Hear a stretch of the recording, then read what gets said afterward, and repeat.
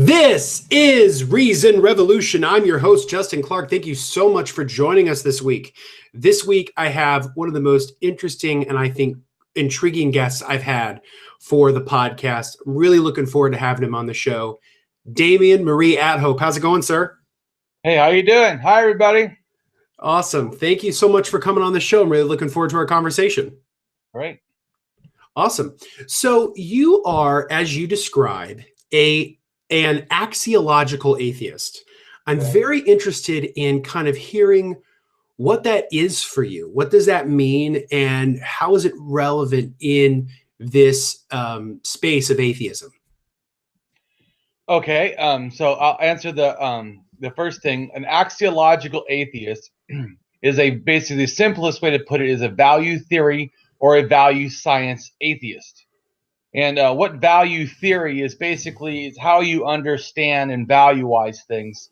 I consider the one side of when I say value theory or value science, I am a value theorist. Let me just clarify that for anyone who knows what axiology is. I like and favor scientific axiology, but it's too much calculus, and I'm not very good at math. So because of that, I like it, but it's a little bit too much. To me, it's better for philosophic discussion, and it seems more awkward for me to put into like real world use. So I would probably, even if I could do it, would probably still prefer more of the philosophy. But so the other one is value science, which is called formal axiology, and that's basically the science and study of value and values, and it's kind of should be considered like a social science, almost like a political science, almost how it's used in the scientific side. It's also used the most like in the general public, in like people that do motivational seminars and try to like fix companies. They use axiology a lot because it's a way of getting value, assessing value, which I mean, just think in a business sense, if you had people, but instead of people, you just had numbers or something, if you were going to organize them into the correct groupings or whatever, you need axiology almost. It's like a way of processing value. To me, what I do is basically almost like the Matrix. Like, remember, if you ever seen the Matrix, where he goes into the Matrix, into the point at the end where he sees all the numbers. In other words, like the whole world for him became the computer. In other words, the people trying to attack him. In other words, like say people trying to attack me and say the world's lacking value. The problem is I see the world as this humongous map where everything has a value. Everything, thought, everything has a value. I place it in different categories, and I'm able to put it in things. So when I see the world, I'm not looking at, when I hear ideas, I'm not hearing a valueless idea. I'm not just hearing 10 ideas and they all make the same. Like, and people in a sense do this naturally, but I do it with intentionality. That is a big difference, because axiology is not something that I'm in a sense trying to put on the world. It's like logic. It's like a thing that you almost are doing by default, or should do, or are aided in accuracy when you do it. And so, and I don't want to go, I could go into all about axiology and have like 5-hour video just on that, but so I don't want to go off on everything, especially for someone who has never heard of these concepts. I don't want to go off on all my things. So let me try to, I'm a very big picture person, so everyone bear with me. I'm better at creative big ideas than knowing how to always slow down and give it in a precise way that everybody needs to hear to understand. So, but I am trying to. That's okay. I guess what I would ask, if you can, is to give my listeners, I think, a central or a foundational or a key element to what axiology is. Why is it that you find it so relevant in these discussions? Okay, so axiology would be considered, for me, especially as it relates to atheism, would be like value theory, reasoned, ethical driven, moral argument, type of atheism. But to me, would people understand that regardless of anything, to me, there's nothing stronger actually than the argument from evil, which is an axiological position. It is the fact that you can judge, in a sense, God's actions would be an axiological position, because you'd also need to have axiological ethics and not God ethics, because you couldn't judge God. You see, what the moment that you can say I can judge God, which I, of course, and anyone else can judge anybody because they have axiology. We all have this natural process in the world, a way of thinking. It's a way of breaking down your thoughts, in a sense, and assessing value more accurately. So to me, the problem, one thing that the value to me, just real quick about axiology, and is that, in a sense, when most people think of value, they think of like just a very limited sort of like a concept of that. And when axiology looks at it, it looks at the fine details more, and just in a really quick way. So basically, they think of things like as extrinsic value, systemic value, intrinsic value. So is inside of something, external of something, and then how it happens in the larger connection of things, or through time. So those kind of values matter. It's like, see this conversation right here. Maybe no one's watching, so they would say, "Oh, what's the value?" Well, the value is not for right now. This conversation is not going anywhere. I'm certainly not going to get less famous, or you're not going to get less famous. So in a sense, what I mean by that is, in a sense, the value that's now, let's say if someone were to buy it right now, buy it. How much is it worth? It would not be its accurate axiological value, because you're limited in how you're thinking. You're only saying, if I were to pay right now, you're not saying its actual worth. You're just saying what someone will pay for it. That's not the same as worth. I can be worth a lot of money, but someone, so there's big, I don't want to go into all that, too. That's a whole other issue. But I mean, so in a sense, it's to me, you're asking, like, why does it matter? I think everyone should at least have some sort of understanding of axiology to aid them in morality. And I don't know who lives on this planet thinks they can get outside of that. There isn't. So, and if you look it up too, some people consider axiology just be morality, like almost like when you talk about it. But I understand axiology is more of a meta ethic in a sense. I see it actually as what enriches ethics. Your axiology, in other words, like if you change your values, you change your life. You change your values, you change your morality by default. In other words, what I mean is, if I say I'm a Christian, the God concept at that point has a humongous value, and it probably has a real world value, almost a kill for it, right? Or some people have. I never did, thank goodness. But yeah. But what I'm saying is, so at that point though, that value of God is humongous. It's inappropriate, actually. But so then later, once I became an atheist, so when someone asking, atheist, what is it? Axiology doesn't matter at all. Yes, it does. The moment that you became an atheist, that God concept's value dropped humongously, because you had an accuracy of where it should be placed. You realize for the first time as an atheist, this is a word. This is a term. This is not a thing. Only things get value in axiology in that sense. In other words, no idea is more precious than a sense of human life, or a life in general. So to the fact that you start to see the value of things, and it helps you to place how to approach ethics. Once you understand how to approach ethics, you're going to have less ethical violations, in a sense, or ethical errors, what I would say. And you in a sense, your mind starts building an ability to have mental capital. It starts to see, okay, because we're not critical thinkers. Like, even I'm pretty good at critical thinking, but even my professor, my first class in critical thinking was, man, I should be paying you. But you know what? Because I realized things that he was doing that he wasn't being critical thinking. But the point is that it doesn't matter. I can err. Everyone can err. Everyone, because you know why? We're actually emotional thinkers. We're really not rational thinkers. But see, there's an evolutionary reason to this. It's faster. No, you're right about that. You're right about that. It reminds me of one of my favorite books I read last year was The Righteous Mind by Jonathan Haidt. And he makes this very similar point about how, for the most part, he talks about the idea of the rider and the elephant. the rider being sort of the rational part of the brain, the elephant being sort of the instinctual, the emotional part of the brain. And we often think that the rider is the one that is largely in control, but it's not really the case. No. What is usually going on is the elephant is the one that's in control. The emotions, the instincts, those are the things that are the primary drivers, right?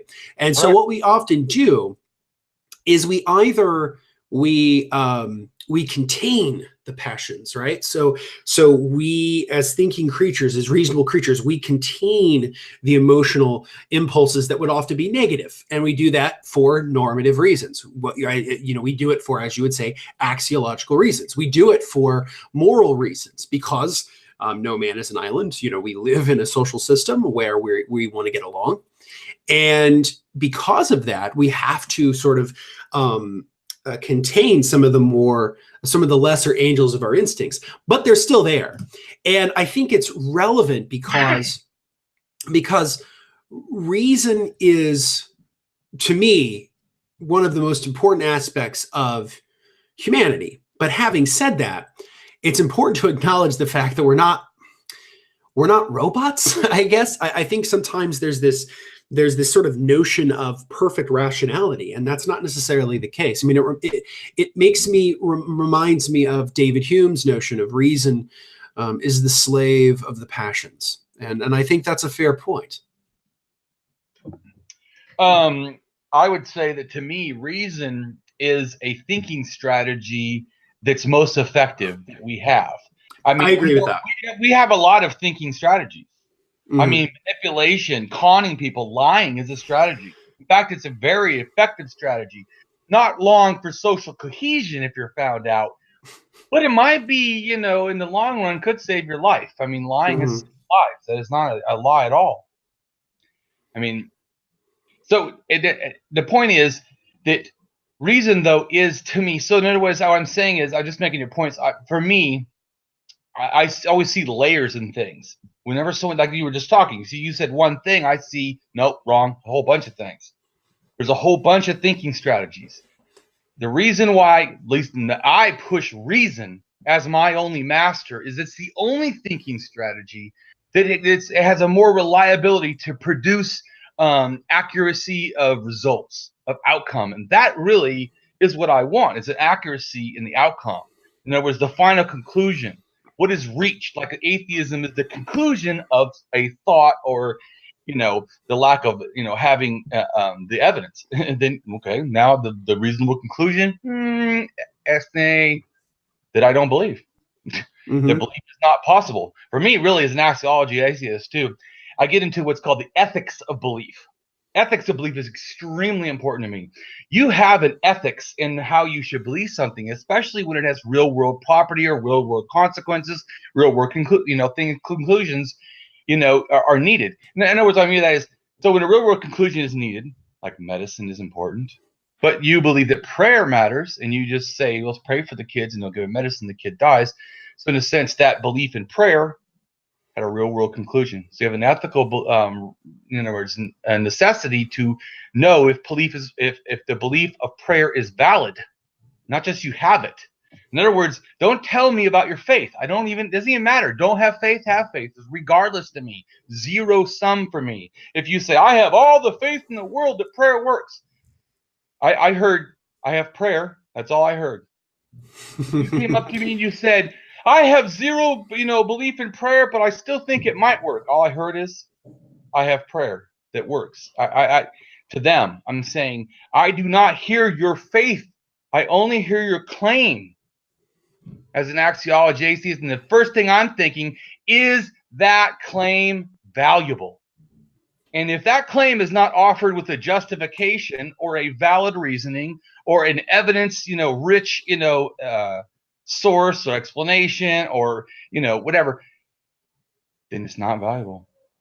I can assess its value immediately. So in other words, sometimes you could offer me, say, a real thing, but a real thing may not be valuable. I can say, I have a dog turd on my lawn.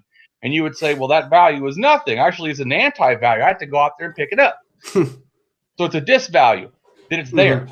But if I said I had the dog manure ground up in mulch and then was was doing it on your lawn, same dog turd, something's changed, the value. So, and even if it's on the grass, they're still the same place, but now it's actually fertilizing the grass. No longer is it just toxic substance in a sense on the grass that has to be removed. So really important to understand the axiology, the fine-tuning of things, because to me, the most irritating, especially as an axiologist, atheist, and understanding the fine-tuning of reason, because that's how I think my reason is more critical thinking, really because of the aid of axiology, because all of a sudden, like the Matrix, I start seeing the whole world. It's all these little numbers, all these little value everywhere. It's like, it's not like math. It's more like you just start feeling like it's more like I would say a compassionate awareness. It's like I feel the value of things. And I don't mean like in a touchy-feely, sort of a way. It's just that I become so aware of my surroundings. I start to see the real value of things so much easier. That's like I realized your value. I realized that the first time I talked to you, this is a person whose character has value. This is a person whose intelligence has value. This is a person who you should support because they have value. Well, to me, go ahead. I was just saying, I appreciate that. Thank you. And I think that's one of the ways in which I think you and I are sort of comrades in arms, in the sense that, part of my project is developing a way in which to have conversations with a wide variety of people in order to find universal sort of binding ideas that will tie people together that don't require religion. And for me, the way to do that is through the kind of philosophical investigation that you are trying to do. Because if we seek as a society, like as you and me are both atheists, and we would both argue the sort of not just the intellectual superiority, but the moral superiority. As an axiological atheist, you can't get outside that. There's no way of not looking. If you say you're an axiological atheist, that is saying, I acknowledge the moral violation of theism, that the concept of God itself, if one was real, is to state that there's a being that willfully violates the sovereign rights of every human citizen on this planet. That is a big problem, and would always be a big problem for any axiological atheist. And anyone who says they're axiological atheists and doesn't believe that needs to stop saying axiology, because they are not. But anyways, go ahead. Sorry. Sure. No, you're fine. And I agree. I mean, for me, it's that, for most of a human history, there have been sort of systems of religion that have bound people together. Whether the beliefs are true or not is, I think, sort of irrelevant. We kind of know that if we investigate the claims of religions, whether it's Christianity or Judaism or Islam or Jainism or whatever, we can investigate the specific claims that they make. And we can have, I think, a rational justification for saying that some of the beliefs, if not all the beliefs, are wrong. So that's a whole other conversation, right? So that's one thing. What I'm talking about is the way in which human societies have been organized and bound together by these sort of religious narratives. And I think what we should do as secular people broadly, and particularly as atheists. Can I hold that a second? So religion is not culture. First off, I know you do hit religious history, but I would just understanding. Let me just explain to anyone listening. Religion is not the same as culture, although culture and religion sometimes cannot be told the difference. But the reason, generally, if you go back far enough, is because of a theocratic government that forced the religion on subjugated, or a military system that was religious, forced that on, and then it becomes the norm. Anyways, go ahead. No, that's fair. I mean, that's a fair point. I guess I'm thinking more in the modern context, but no, I think you're totally right. I mean, if you look at the solidification of the Roman Empire under Christianity by Constantine, if you look at the way in which the Catholic Church institutionalized its own form of organizational power in Europe, those are incredibly important, right? What is that quote by Michael Sherlock? It's something along the lines of like, Christianity did not spread by the quality of its truth, but by the quantity of its violence. And I think that that's a fair point. I mean, it's, if you look at history, if you look particularly at the early Middle Ages, you can see in which religious institutions bound together by the sort of meta narratives of myth subjugated people and created political systems that led to vast amounts of, I think, squalor and human misery, which fortunately for us was eventually superseded by the Renaissance, the Reformation, the scientific revolution, and then the culmination of all of those things, which in my view... Don't you think that with a free thought, and before, a lot of people confuse always humanism, free thought, because humanism is pretty old too, as far as like the things I would say Socrates and all them, you know, Plato, they started talking about stuff that had to do with that. But I'm just saying that that you're saying that like Catholic and Renaissance and stuff. I'm just saying that there's stuff that kind of precedes the Renaissance to me. Mm-hmm. It's already impregnating these ideas into the larger society that then they keep developing. It's it's like a snowball or something.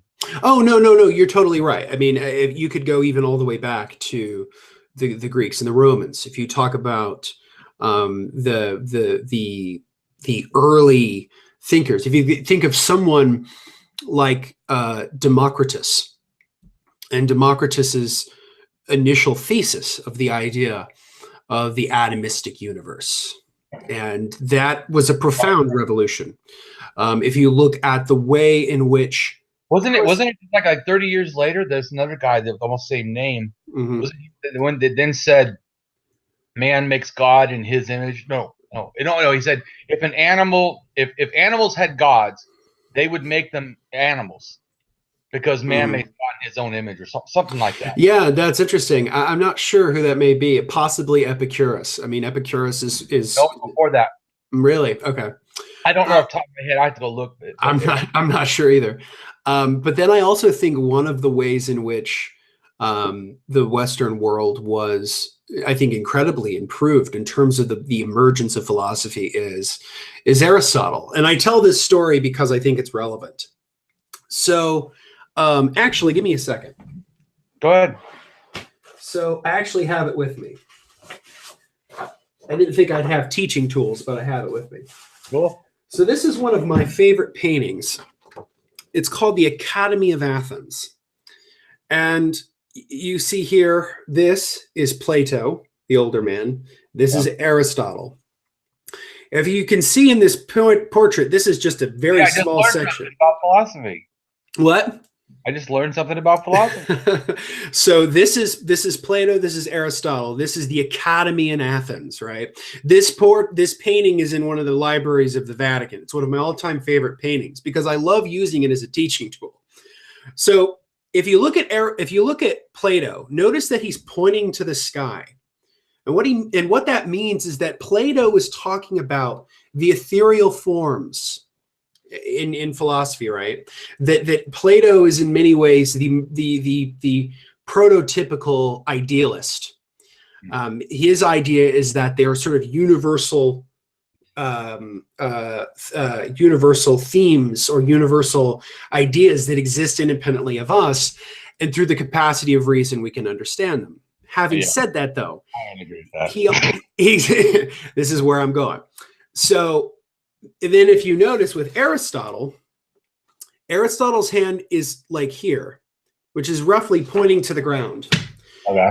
Aristotle's the other way around. Aristotle says knowledge is not top down, as my teacher would tell you. Knowledge is bottom up. Concepts are derived from precepts. not the other way around. And so this is all the time.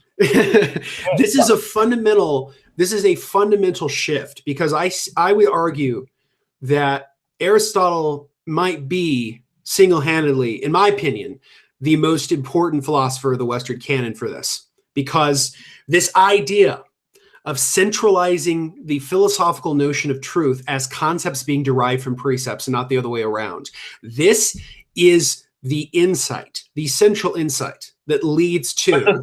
You're saying pragmatics, right? Yeah. Well, and I'm talking also about just formal reasoning, right? So the problem with Platonic thinking is that it's this idea of these forms, right? Well, these forms that exist independently of us. I don't think those are real, right? The concepts that we have are developed from precepts about the world. So for example, I have a water bottle here, right? Now this water bottle is realism. Sort of. I mean, my main point is just generally saying that. So you have a water bottle, right? Yeah. There is no perfect form of water bottle, right? There is no immortal. Hold on. Axiological. Yeah. I already disagree with that last statement. That's not true. There is a perfect form of the water bottle. Axiologically, it has to be able to fit in your fucking hand. Done. I just proved you wrong. Axiology wins the day again. That's a fair point. I guess what I'm trying to say is that what I was making a joke. I wasn't being mean. No, you're fine. My point is just saying that there isn't this sort of, I guess there is a concept of a water bottle, right? But this idea that it's derived from what we learn through experience of the world. So when we have these sort of concepts, right, which I think concepts are valuable, I think they're incredibly valuable. Mm-hmm. But this idea that they sort of exist independently of precepts, this idea that they sort of, use. Yeah. And so the fact that they sort of exist independently of sense experience, or independently of reason, or independently of just, like I say, the precepts leading up to them. That's where I think Plato was wrong, because through Plato you get to... Stop for a second. I'm going to go back to one thing I didn't understand, or you didn't explain, or said it wrong. I don't know, but you said the idea is independent of reason. Is that what you said? So what I mean by that is the way that Plato would describe them as being independent, perfect spiritual forms that exist independently of us. It's already bullshit. You said spiritual. Okay. But exactly. That's kind of my point, right? I was thinking, wait a minute. Because to me, all concepts, even the value they have, mm-hmm. are because we have mind to understand them. And that for me includes even things that have very limited mind. Like, let's say a plant. The plant has a limited mind of knowing that light is better than staying towards darkness. Well, most plants will lean towards the light, or the slope that gets the most sun, But anyways, I'm just saying, so yeah, good.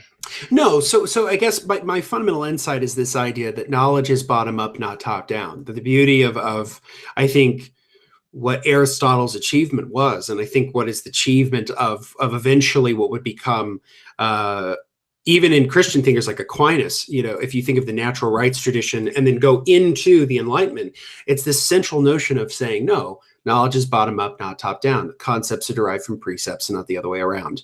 That is, to me, one of the components to how I view the world. You think that everybody says that? Because I find that most people are like dumbfounded by that, because I always go, they go, well, what you use logic, and I go, well, okay, how do you know logic is true? Well, logic is true. I know, but how do you know logic is true, and how do you know what true is to know that there could be logic? If you don't have, and I'm not saying there isn't, I totally agree there mm-hmm. is. I'm just saying you're value judge. Mm-hmm. How else can you get there? That's true. You're valuing is then the precept. The reason you value the logic precept, once again, like reason, because it produces the most accuracy. It has to do with reliability. And so to me, it has use. Why is that logic good? It's use. Mm-hmm. It's reliability of matching our ideas to the world, and it allows us to navigate the world in a very accurate, or a higher accuracy of approach, I would say. Yeah, and I think that's sort of the importance of reason, and why I think, human reason is one of, excuse me, it's one of our biggest components to who we are. I think reason is what makes us human in a lot of ways. And that's why my show is called what it is, because I value reason. I think that reason is one of the is the main mechanism. It's the main functional framework by which we gain knowledge, because because revealed wisdom isn't it, faith isn't it, revelation isn't it. You have to use the capacity for reason to understand things. It is a component to being human. And you get that through, obviously, epistemologically, I'm also an empiricist. So you take in through the senses what's the given of the world. And what reason is it's the systematizing and concretizing of what you experience, and making sure and taking the time to think out, systematize, and concretize what is real about your experience, and what's real about what you are discovering, the given of experience, from nonsense, from what's wrong, from what's flawed. And I agree with that. And so that brings me to the point of skepticism. To me, skepticism, I know a lot of people call themselves skeptics, and I try to tell people, yeah, that's fine if you guys call yourself that. Don't ever call me a skeptic. I am not a skeptic. I'm a rationalist. Reason is my only master. That goes back to, like, why would axiology favor, let's say, rationalism over skepticism? Well, axiology is a way of assessing value in the world. You have to be able to understand things like truth. It believes in that you can find real truth. It believes in science. It's not doubtful of this can't be, because, and then I also have people understand. Let's just say that axiology could doubt its things, because I'm not saying it doesn't have an awareness, a critical thinking when it assesses values. Of course, it should.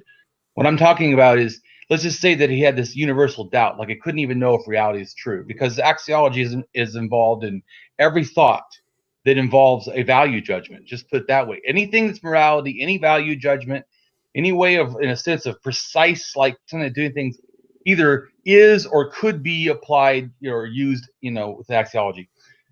So because of that, it's that fine tuning, right? So, but it has an ability, though, then to believe more true things. I feel like science is presented, because I try to think of it this way. To me, and I'm not saying this is all skeptics, but a lot of skeptics, it appears to me, seem to favor doubt as like their main, persuasion or default. So my main persuasion or default is reason. That's it. It's not doubt. In other words, let's just say you say, Damien, you need to doubt this. And I'll like, if you provide the justification, I will. But then I will be doing it because I have reasoned it, not because doubt itself is a property that I utilized in the process. So let me ask you this, because I think that's a very interesting point. So I guess is sort of to play the devil's advocate. I guess my question would be, let's say you're I think this is relevant. Let's say you're investigating whether or not something is fake news. You hear that point thing a lot. Right. Let's say you've seen a news article, you're scrolling through Facebook, somebody posts an article, and right off the bat, you're sort of looking at it and you go, well, that doesn't seem very right. Or that title's weird. Or what is this, patrioteagle.usa? Like, that's okay. That's probably nonsense. That because of some of what you've learned. Hold on. I wouldn't, for me as an axiologist, that name would not immediately mean that to me, because what I'm saying is, in a sense, I don't generalize. I know in a sense I generalize thoughts, but I break them down into little segments. So to me, somebody I believe could be, and I just want to make a statement. I am a socialist anarchist. So believe me, I'm not favorable to any Republican or any hard-line, right-wing nut job ever. But that doesn't mean that I'm saying they're not smart, that they can't come up with an idea that could be clever or have evidence to back up their points. What I would say as an axiologist, your positions are vile. They're inhuman. They lack dignity for humanity. Now the things that I would feel. They're not that they're ignorant, but that no matter what they have in that article, You know, you're talking about like a presupposition. My presupposition would be, if that is you, by assuming that saying eagle patriot means that they're probably a right-wing person extremely, then my presupposition would be that they're probably not a humanist. Yeah, I guess I think that's an interesting side point. But I think what I was trying to ask was, let's even just broaden it out. Because Let's you're say about accuracy. That's all I was saying. Is I would not. I would have the moral accuracy. I think they're extremely inaccurate at assessing the value of other humans in the world. Mhm. Because if they had an accurate value, they would not think the way they do. They would put people before profit.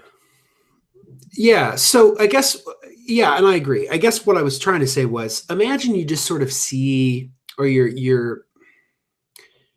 okay, let's just take it out of the realm of thought experiment. Is there ever a place, or is there ever a reasonable time to go into a learning about something with doubt? Is there ever a point where because you have a lack of knowledge about something, and your capacity to learn more is predicated on the idea of sort of trying to keep an open mind, is there ever a time where going in with a certain level of doubt is good, and then once you learn about whatever the concept or whatever it is, then it would be, better to have less doubt about it as you learn more? So no to the way you're phrasing it, but let me just go back to the beginning of how you phrased it. You said, is it reasonable? See, you could stop there. You already are saying I need to appeal to reason. Thus, once again, you already proved that wasn't appealing to doubt. So your question debunked itself, sort of, or showed itself to be already offering my answer. Or like I would say is, no, my mind needs to be aware to remove bias. I only see the force of the question and the justification it has or does not have. Period. Not the person, not the way it's presented, not the package it's presented in. The biggest and most important thing for me, I'm sorry to get intense, but this is about, I really am passionate about thinking. It's really a big deal to me. The reason why, to me, just so people know, I'm not like a nutcase about reason. It's that I feel like lives are on the fucking line. That if I don't help people, or if we don't help people think, or if others don't help people think, people are going to die. There's going to be children that kill themselves this year because of religious shame, because they're gay, because they're an atheist, because they just don't like the religion the parents like. How many children have to die before I need to care less? Like, how many? So if only 2 die a year, Damien can stop his passion now. I mean, how many have to die? But see, to me, it's, if we look at the whole world axiologically, because I don't care about America. I mean, I care about America, but I mean, my thinking is not like somehow limited to this little package of a fake thing that some people drew lines a long time ago, on a map that has no relation to reality. We're all humans. There's no fucking lines. Our DNA spread everywhere. We all come from Africa. We're all invaders. We're all, trespassers of the earth. But yet we're all part of the earth. So we all belong here. That's why it's ridiculous to me. But I mean, so it's seeing the correct value. So is it good to doubt? Only if it's reasonable doubt. But then I've already said that what I'm appealing to is actually not doubt, but reason. Okay. There's no position that you can get to me where doubt is more important than reason. No, I think that's a point. I think that's a good point too, and I would agree. I guess when I was framing my question, I didn't want you to assume that I thought that the question was something I agreed with. I guess because I'm with you, my thinking has always been that if you have any kind of doubt about anything, most of the time, if not all of the time, it's going to be motivated by, I think, a reasonable doubt. It's gonna you'll have unreasonable ones, but you should be motivated by the reasonable ones. Yeah, exactly. So I think what's important here is that, as I'm trying to remember how Carl Sagan framed this, but it's something along the lines of we need both critical thinking and imagination, both that both of them matter. That critical thinking is important to make sure we sort of separate the intellectual wheat from the chaff, but the imagination is important for us to be able to come up with new ways of reasoning about what we learn about the world, which can then in turn lead to new discoveries, which could then improve the world, which I think is incredibly valuable. I'd like to back up a little bit and ask you. Can I just say one thing? Sure. I forgot before. So I know a lot of people are atheists have probably never heard of this, or there's people that haven't heard of it, axiology or so there's axiology, like I said, it's not something that I've put onto reality. Our minds, we approach things this way, and the more we get aware of that, the more accurate we actually are. But so even animals, dogs, everything has to look at its environment evolutionarily, right? And say, what's better to eat? What better place is it to sit, to sleep, to do? What would make a better home for me? How do I better care for my children, whatever? So in a sense, you're constantly making these things. So there's a book, just in case people think there's a neurologist that wrote a book called, I believe it's called Answering the Central Question. And he's talking about basically how our brains neurologically process the world kind of in an axiological frame. We normally don't think of it, and often we don't appeal to it. We just switch right to emotion. We could think better, like reason. We could axiologically do a better job, but we just don't usually do it. Also, the other thing too is sometimes we know better. We want to do wrong because it feels good. Like just say, I want to always be a kind, caring, thoughtful, debater. But sometimes people do shit that pisses me off, and I have an emotional hijacking, and I just surge of adrenaline and like just anger, and I can barely see if like my eyeballs are floating, Yeah. And, but I have to try to come back to reason. So but we're prone to these kind of things. Oh, of course, and I think that sort of that point is something that we echoed earlier when we were discussing the sort of complementary notion of the reasonable part of the brain and the emotional part of the brain, because I think they are important. I think we ignore the emotional part of us to our peril, because I think if we learned that component, I think we would be in a much better place to elevate the best parts about it and sort of, decrease the crappy parts of it, the bad parts of it, and to be, I think, more humane people to one another. And because it's very easy. I mean, trust me, there's nothing that pisses me off more than being stuck in traffic. I hate it.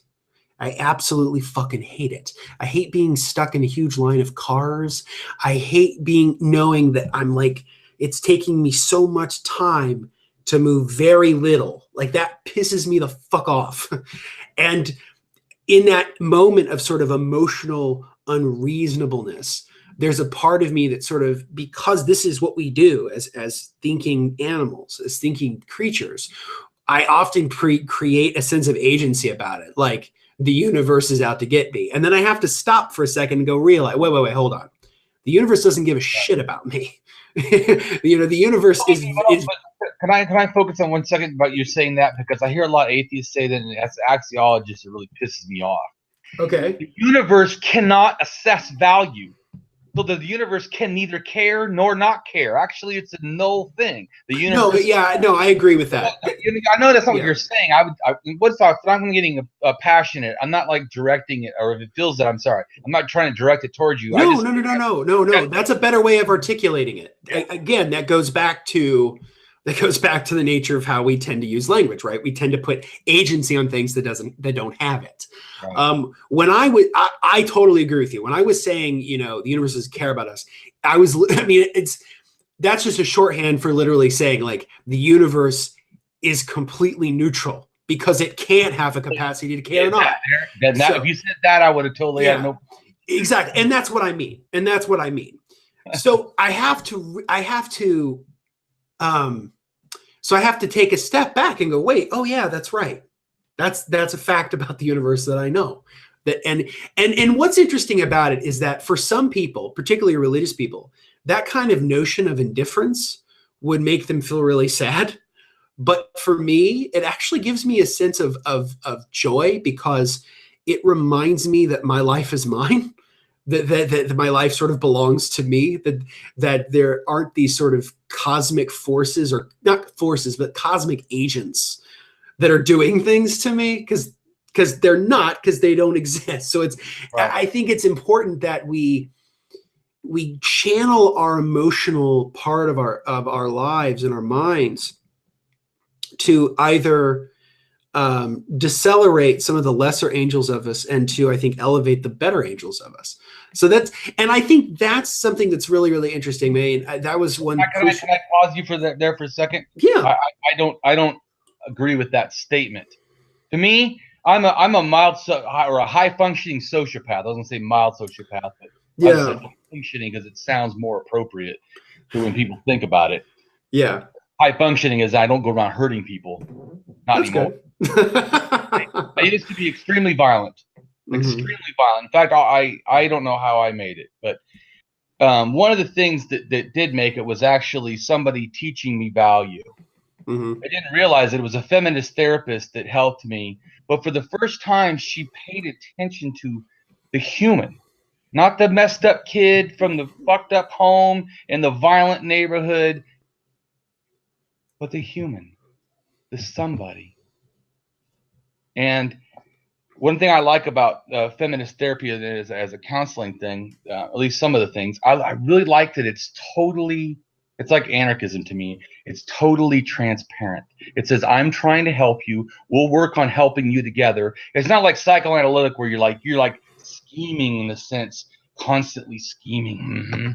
Oh, what's that? Oh, oh, really? And then later, like, lays it out. And by the way, I'm not attacking the profession of psychoanalytics. I'm not trying to do that. I'm just trying to make a point about, like, the approach is different.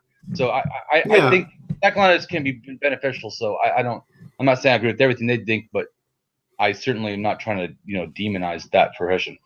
But what I'm saying is that, in a sense, it's a different approach. It's a different way of looking at it. One is, in a sense, sees as a client, a separate entity of you.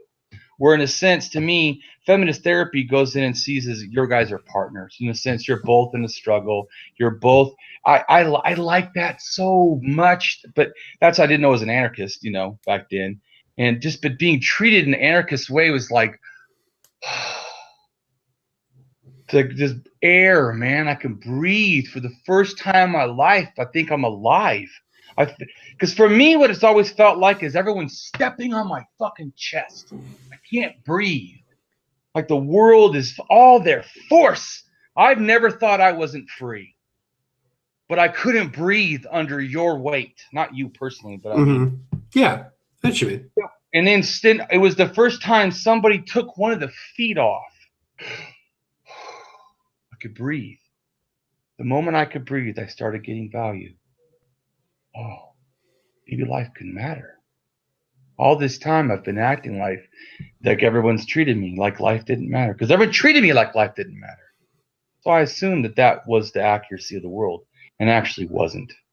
Yeah. I would probably, if I'd have been at my school, they probably have said I was one of the least to succeed, because there was a time when I actually should have been in prison, but for some reason the school, I don't even know. Maybe who knows? Before I would have said God. Now I just say probably inaccuracy and implementation of school policies, probably. Because I don't want to talk about the school a lot, but I just want to make a point that I harmed another child very unjustly, and I should have been in prison. And in fact, I would have put that person in prison, and I would have probably thought, "What are you doing, putting this person back in school?" But it was, but let me say something. So, but that also, when they did that, do you know what that taught me, though? Because you know what they showed me? That they believed in me. I didn't even believe in me. I told them, I don't know if you let me back in the school, I might not harm people again. And they say, we believe that you really won't, and that you don't want to. It's amazing when someone else reminds us that we can be us. Like I said, I always felt a lot of times like I was out of control, but what I was reacting to a world that I felt was constantly punching me in my face. Yeah. So I was then punching everyone else like in a reactive, like a wild animal, and I but I had a very similar experience growing up. That my mom and dad divorced when I was 14, and when my dad and I were sort of rebuilding our life, we moved up north and we moved in with my grandma. And my grandma helped raise me. She was sort of a mom of sorts. And, I was teased a lot as a kid. I wasn't terribly popular. I wasn't in the in crowd. I was the kid that, didn't wear like the trendy clothes. I wasn't, and I was teased a lot. I was called fag a lot. And, because I was sort of an emotionally vulnerable kid and I wasn't terribly mean. I had sort of but I always felt like life was so hard because there was no one who believed in me or no one who cared about me. And, my grandmother was the kind of person who did. And she always reminded me of my value. And she always reminded me of, you can be yourself. It's okay to be who you are. It's okay to be, um, what you want to, it's okay to do what you want to do in life. And I've truly been lucky in a lot of ways to have someone like her in my life who has been supportive of everything I've ever done. And I wouldn't be the person I am today without that. There's always those people in your lives who remind you of your value. And I think that that's so crucial because I think that mine was strangers, but yeah. Yeah, for sure. And I did have some of them who were not, I guess who weren't family. Like I had a few teachers that were very important to me. I had many great mentors who helped me sort of find my path. Ironically enough, one of which was a Catholic priest, but he was a wonderful, wonderful man. We didn't agree about religion, but they could still be people. That's what I was thinking. Yeah. People go, well, people could be, wonderful, they're religious. Well, of course, people can be wonderful, period. Humans can be wonderful. Yep. The process so that he's also a sports fan or a stamp collector or likes religion or doesn't like religion. To me, just on its face value, that doesn't have anything to do with each other. No. I just was sort of pointing out the irony of me being a very open and public atheist and having a mentor who was a priest. Anyway, but yeah, it's there are people in your lives who remind you of your value. And I guess to sort of maybe hopefully put a cap on this section of our conversation, I would say alongside being sort of truth-seeking creatures, I think we're value-seeking creatures too. Oh, yeah.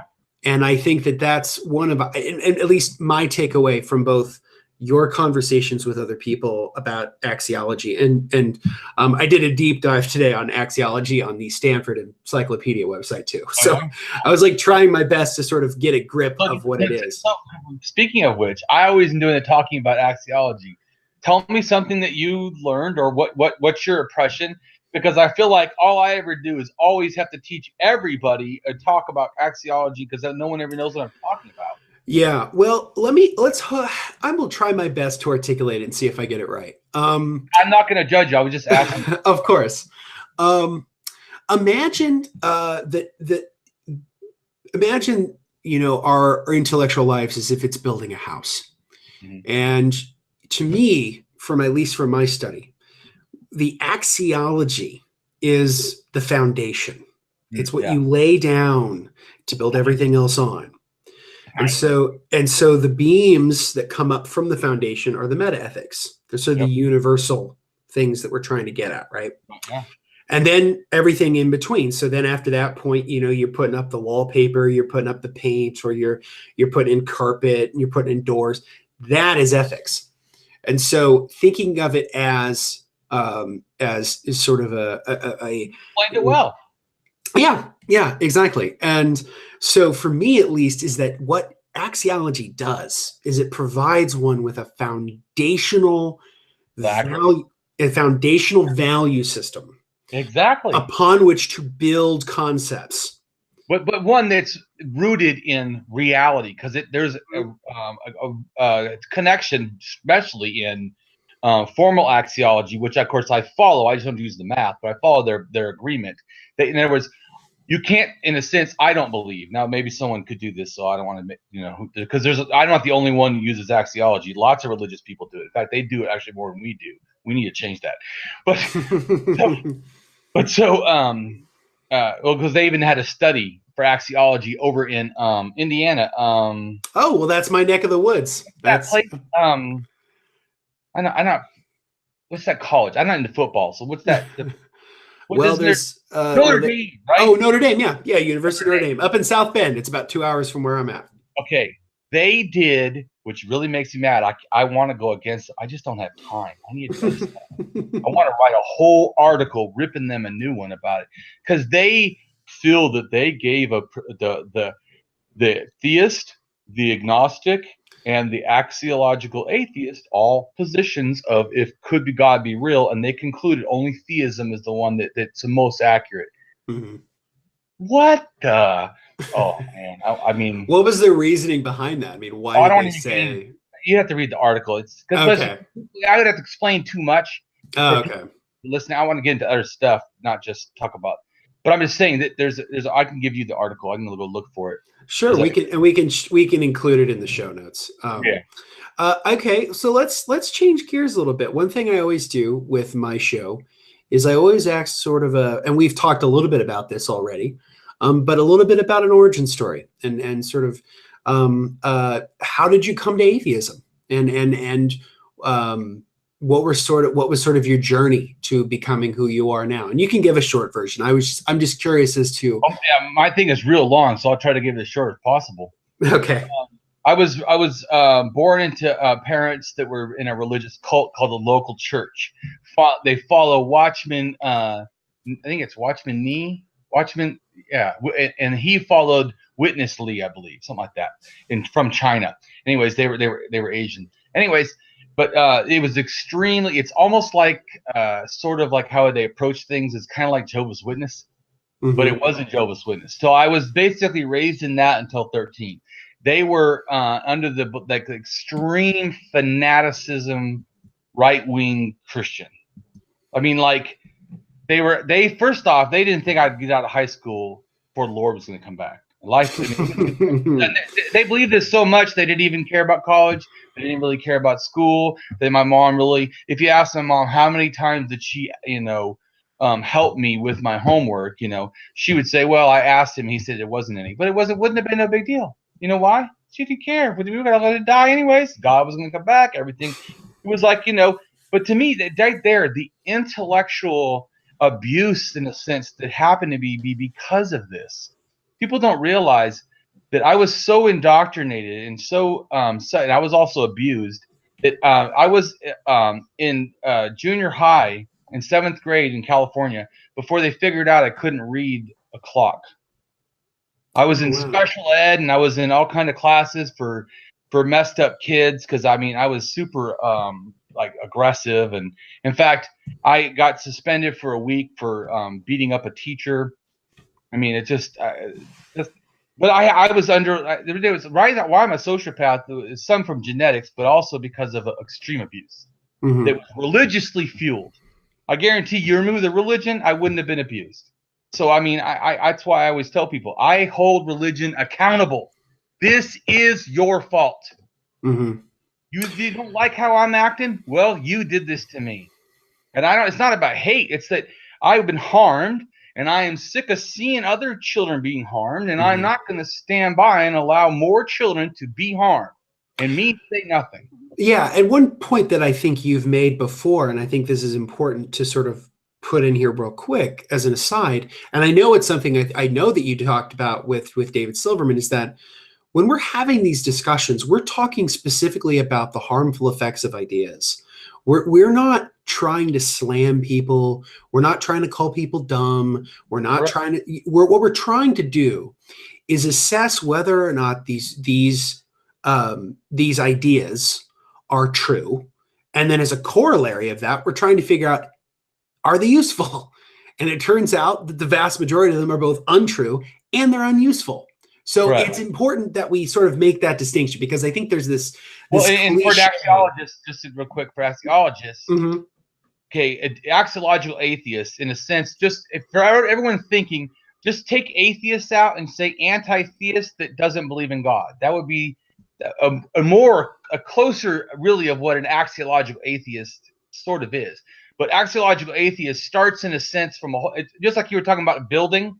It Mhm. builds on how offensive the God concept is. In other words, if you don't ask me anything, and if no one else in the world were to do anything, I would be an apatheist as an axiological atheist. You're an apatheist. You don't really care. Do you believe in God? No, but you don't really care. You would never investigate it, because the whole property of a God concept, unless I believed in fantasy and liked doing Dungeons and Dragons, would have no real value to me. It is meaningless. Wouldn't even give it a second thought. In fact, I sort of have that opinion when I'm smart enough to go, in a sense, do some kind of a refutation of God, on certain, philosophy things that have been made. Like this one guy wants me to do Kant and all this. I told him, you know what? Here's the problem, though. You like the God concept. I don't. To me, it's absolute worthless, emptiness. It's like a void. It's like sucks my life. Every energy, every moment that I have to use that word pisses me off, because I have to not talk about reality, which does matter. About humanism, which is actually going to do something to me. But I have to address, once again, the axiology. I have to address and if I do that, that means I got to address the God. Just like, well, if you really care only about children, Damien, why do you talk to adults? Well, who the hell is telling adults to do things, right? No, adults tell children to do things. It's not the other way around. If children were telling adults, well, then I would have to deal with them, right? Directly, because now they're both the ones I'm worried about and the ones telling the adults. But it's not that way. It's the adults telling the children. What I really hate, though, is hereditary religion. This belief that you are born into, like you say, well, my whole family's always been Christian. Well, then you didn't believe. You simply accepted. So you actually don't have a belief. You have an acceptance. Okay. I mean, you accepted your tradition. And most people don't accept for intellectual reasons. I mean, most Christians don't come to Christianity by, the teleological argument or the ontological argument. They just don't. That's the kind of stuff he wants me to try to, focus on every single one. It's like, that's the other thing I told him. And once again, value. Now, if everyone did come to theism because of that, I would be obligated as an axiological atheist and understand that stuff to take it on, rip it apart, disintegrate every belief and possibility in it.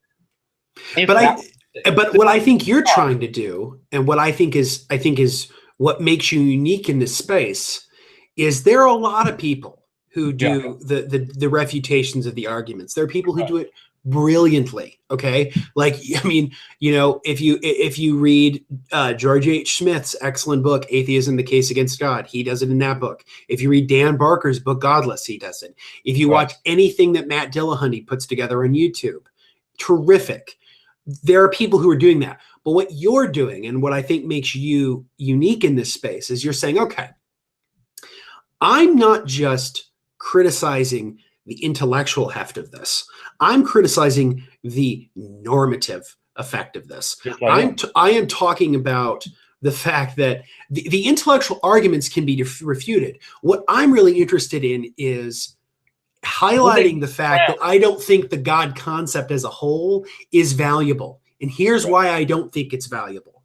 Because I think that's important. And I think it's something that we often don't do enough, which is this idea that part of the reason that I think religion is hereditary, beyond just sort of the social component to it, which I think is a huge part of that.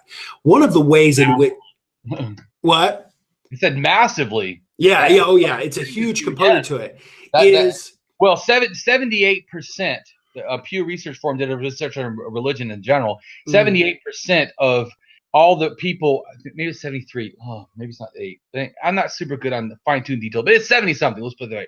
70-something, maybe 72. Anyways, 70-something % of people that are believers are in a country or belong to in a faith that is the most prominent in their country. So it's geographic. It's that alone should be. And this is a point, that Richard Dawkins has made very, very well. Is it's how kind of God to make matters to make everything matters so that the religion you believe in just so happens to be the one that's the majority religion of your country. Yeah, I think that's a fair point, So, just for a little bit of my background, just to give you a context too. So my parents were non-religious. They're largely non-religious. I grew up pretty much without religion. I wasn't explicitly an atheist, but I grew up with pretty much a secular upbringing. I can count on probably one hand the amount of times that I've been to church. Religion has always been a intellectual discussion for me. I never had religious experiences. I don't know what that's like. To me, anytime I ever prayed, it always felt like I was talking to myself. I don't understand that, right? So for me, it's always been about the ideas. And so if I find the ideas to be problematic, I think it's crucial for us to critique them, to build a better society. Because one of the things I'm very interested in is not only do I identify as an atheist, I identify as a secular humanist. And I think both of those are the main things that I identify as. Having said that, I generally say it separate. I used to a long time ago say secular humanist. I actually like identifying it. I'm a secularist and I'm a humanist. Mm-hmm. No, and you can do that too, because I was just saying, for me, I wasn't saying you did anything wrong. I was just saying sure, and because I think that's a crucial point. Because I would say I'm both a secular humanist in the sense that I value a philosophical moral system of humanism that is secular, and I'm a secularist in that I advocate for a strong separation of church and state. Well, I would agree with that too. It sounds bizarre to say it like that. yeah, no, it does, because it sounds kind of redundant, right? But I agree. but what I would say is this, and this is a point, again, I know that you made in your discussion with David Silverman, because I've read David Silverman's book, Finding God, and I really liked it. And I think he makes a very good point, which is that it's totally okay to, it's totally okay to use different labels, whatever, but it is preferred more than anything else to say that you're an atheist. If you're in a position to be able to do that, you should do that. And he makes a point of this, I think using maybe Google searches in the book, where he talks about like how many people search presentation. Yes, it's Google search. Where it's like how many people search the word free thinker, or how many people search the word secular humanist, how many people search the word atheist, and the vast majority of people search the word atheist. So when I'm asked what I am, yes, I do identify as a free thinker. Yes, I do identify as a secular humanist. Yes, I do identify as somebody who is a secular person who wants the separation of church and state. But above all else, if people are going to ask me, the first thing I'm going to tell them is atheist, because that's a pragmatic approach to it, because it's important for us as a culture to normalize the term, because there is a lot of, I think, there is a lot of discrimination against people simply by virtue of them being atheists. Dude, I was gonna call myself a godless axiologist. Oh, that's good too. That's good too. True, still true. But what I meant is, but actually, there's a real thing. It's not like I invented it. There's a real thing called axiological atheism. You can even look it up under philosophy basics. It's like all the way at the bottom. I mean, it's But it's considered an anthropomorphic, in a sense, or anthropocentric argument.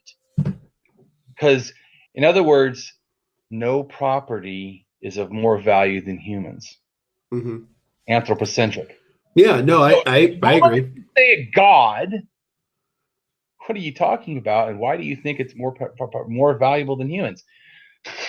Yeah, that's true. I mean, I think the central aspects of something that I'm interested in doing is creating a framework by which we find a compelling sort of, I guess, meta-narrative to move the focus from a God-centered worldview to a human-centered worldview.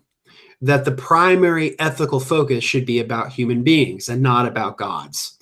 Because almost every time that you have people who put that God concept at the center of everything they are, some people are very kind and nice and whatever, but the people who take that to its most logical extreme are the ones who fly planes into buildings. They're the ones who bomb people. They're the ones who kill abortion doctors. They're the ones who deny people they're the one who deny people civil rights. that's the reason why I Really, think, children's yeah, civil rights of yeah. their own self-chosen right to their belief system or not belief system. Yeah, and because I can't stand theocracy, and I think that it should be challenged on all fronts, and it bothers me to no end that we live in this country, which is a secular country. We are a secular government. We have a secular government. We have a godless constitution. Religion is mentioned twice in the Constitution, and in both times it's mentioned, it's explicitly about what religion can't do. One part of it is no religious test for public office, and the other one is that Congress shall make no law with respect to establishing a religion. It explicitly says that, and there's a reason for that. And Well, and you they've violated that all through freaking history. absolutely they have. I took a hit of history of education because I took some classes in education Yeah. for my because I want to do drug and alcohol counseling before, so I learned a lot about intervention and stuff, which is actually helping me a lot for helping people with flawed beliefs. Yeah. So I actually didn't use it for what it's for, but yeah. Go ahead. So I guess my general point was saying that the theocracy should be challenged and that it should be fought at every turn, because the thing that these people don't get, and this is something I always try to explain, especially to people who are believers. Let's play out a thought experiment, shall we? Let's say your religion is the one that wins. Let's say that we dash our secularist heritage behind and we decide to go with the theocracy, and a particular type of religion comes into power. It could be a particular type of Christianity or whatever. What happens if your religion falls out of power? What happens to you? And that's always a point I try to drive home, is that the beauty of why secularism is important is that secularism provides a space for people to live their lives as they see fit, so long as they don't violate the rights and freedoms of others.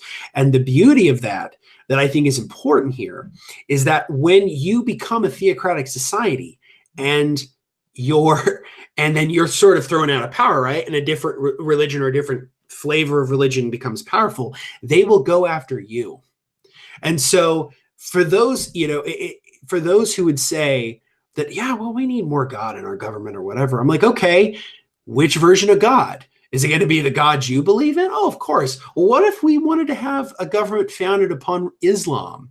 And you watch them just flip their fucking shit, because they and that's a cognitive dissonance they don't understand. It's like, if we have a government founded on Christianity, that's terrific, but if we have a government founded on Islam, oh, that's absolutely awful. Even though they're both monotheisms, and theocracy in general is just terrible for everybody, both the religious and the non-religious. Just harms liberty in general. So this is a crucial point that Thomas Jefferson understood when he was working on the Virginia Statute of Religious Freedom, is that had the United States established a national church, had they established a national religion, it was likely either going to be Unitarianism or it was going to be Episcopalianism. Both are more of a liberal strain of Christianity. The radicals, the fundamentalists, the evangelicals, ironically enough, sided with Jefferson. They argued that, no, we want a separation of church and state, right, because if we don't have that, the Episcopalians and the Unitarians will violate our rights. So this is why secularism is so important, because having a government that says nobody's better than anybody else, that it's a level playing field, and that you don't put religion in the public schools, you don't put it in government, that you leave it to the private affairs of private citizens and their private organizations. That's the way to do it. And so when I see the violations of the separation of church and state, particularly here in the country right now, especially under the Trump administration and some of the assaults on actual religious liberty that have happened under him, it just seems to me like we are negating our actual heritage of secularism, which I think is crucial.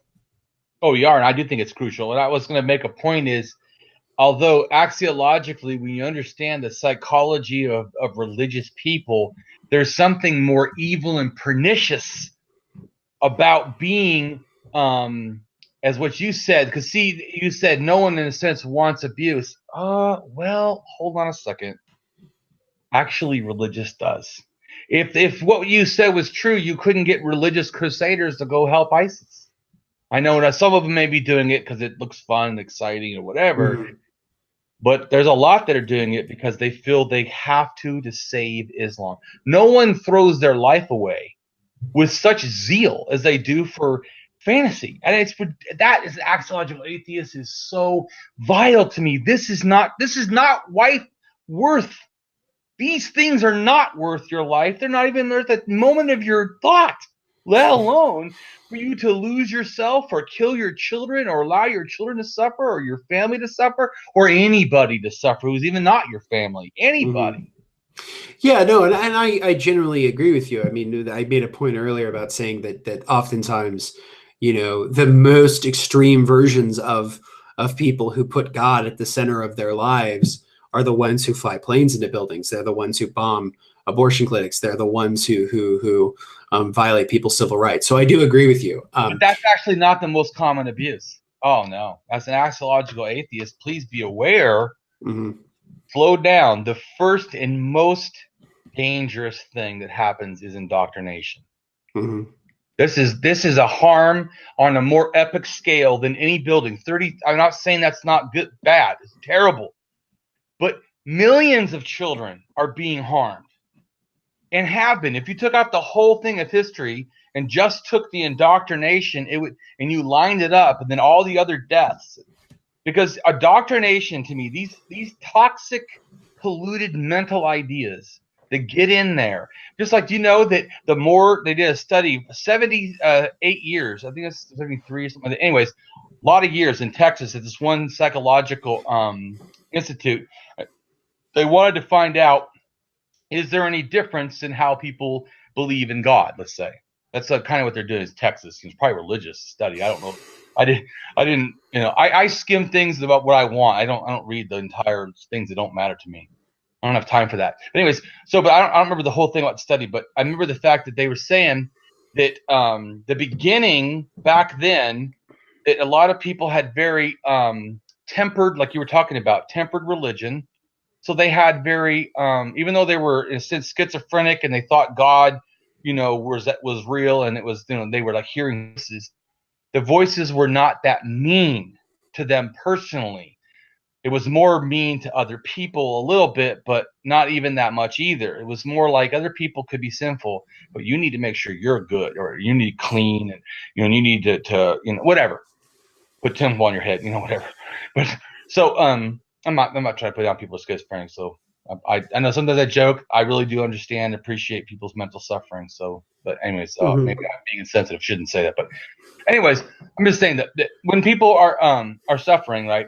That what would happen is that these people, as it went on, now whether you have these like firebrand in a sense, like because even to me, there's militant religion in the fact I think they're more warlike, and there's more firebrand religion. They're just out there just spreading toxic ideas. Oh no, that's true. I, The Islamic critic Majid Nawaz, in his book with Sam Harris, makes the distinction between Islamists, yeah, those who would seek to impose a politicized version of right. Islam through political means, versus jihadists who seek to do the exact same thing but use violence. So Right. yeah, so no, I understand your distinction. Right. So, but I try to do that because I know that there's different ways, and I don't like either of them. But as an axiologist, of course, I don't generalize value because that's ridiculous.